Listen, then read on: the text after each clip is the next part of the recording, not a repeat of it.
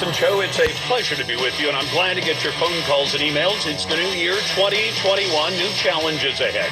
And from the beginning of the China virus pandemic, I predicted that the best solutions to the threat of infection would come from private individuals and private business and never come from government agencies. But now the government has blockaded many of those solutions. Is it time to call the government's bluff? And by the way, I know that some of you get very wound up when I call it the China virus. Well, now, if you haven't noticed over the last several days, there's a new variant of the China virus that's being referred to as the UK, United Kingdom variant. If it's racist to call it the China virus, is it also racist to call it the UK variant? A lot of news organizations that would never use China virus are now calling it the UK variant. Just wondering out loud. On that note, it's a pleasure to welcome to the program Bryan Mitchell, who's owner of the Creek Saloon in Eagle Creek, Oregon. And Bryan, welcome to the program. You run a restaurant. Yes, we do. My wife and I, Liz. And how's that been going lately? It has been very turbulent, not knowing from day to day what new mandates are going to come down and how we are going to be able to succeed in this environment. And are you going to comply? You know, we considered that, and at this point, we are not complying with the mandate that the governor has issued. We have just under 100 employees at our restaurants that have struggled, like so many people, to put food on their table. And we feel a responsibility to give them full-time employment like we did prior to this. We are operating with the high-risk level where, masks are required in our establishment, social distancing, sanitation. Every other table is open, and we are complying with the high-risk mandate that she has put out there. But the response from the community has been unbelievable. We are experiencing 2-hour wait lines just to get in. We're going to the grocery store every day just to replenish. The community is behind us at 100%. I got to tell you, Bryan, you're an example of what I said. I think the first time I started saying it was back in March, because people are saying, well, who's going to solve this problem? Who's going to figure out how we can operate safely? And this was March of last year, and we didn't know that much. We know a whole lot more now. And I said, private business is going to do it. And they said, well, how's that going to happen? I said, we should allow private business and private individuals to make their own decisions about how to operate.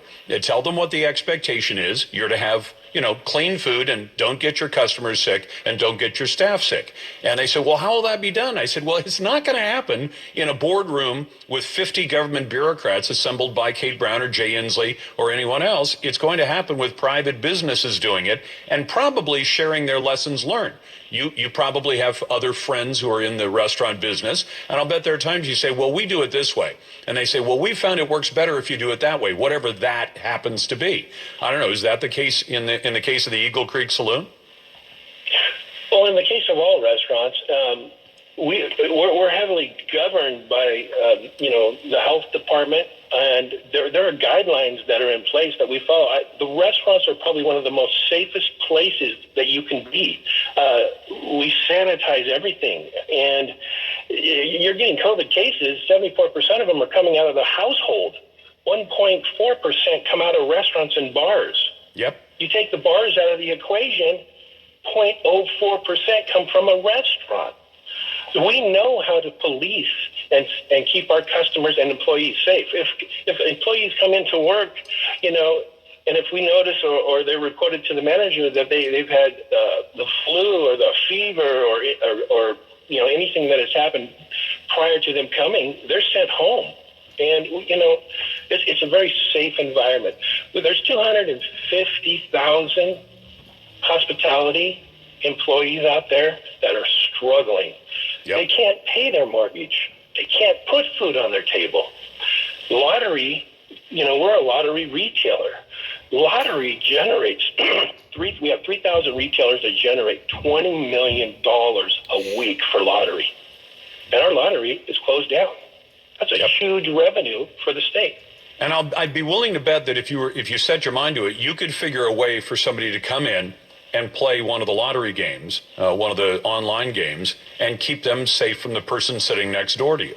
Because I know you could do that. And maybe you have to wipe down every one of those places when somebody stands up, and somebody else wants to sit down. Okay, fine. You wash all your dishes every day too, don't you?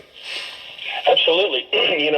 When this first happened, we did have the lottery up and running, and we had to turn off a machine. When somebody would leave the machine, we'd have to go over, sanitize that machine before the next person can play. And we were not allowed to let customers go from machine to machine before all those protocols were implemented. If you can get on an airplane, and I've got on an airplane, and I've been shoulder to shoulder sharing armrests, going to New York,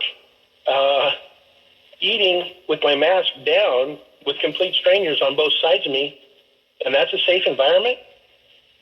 I just don't understand. I think that we have really lost sight of how to engage with the private enterprise and with the government to come to a solution to fix this problem. Now we have a new strain coming on board, and when I heard that Kate Brown is, just be patient, hold off.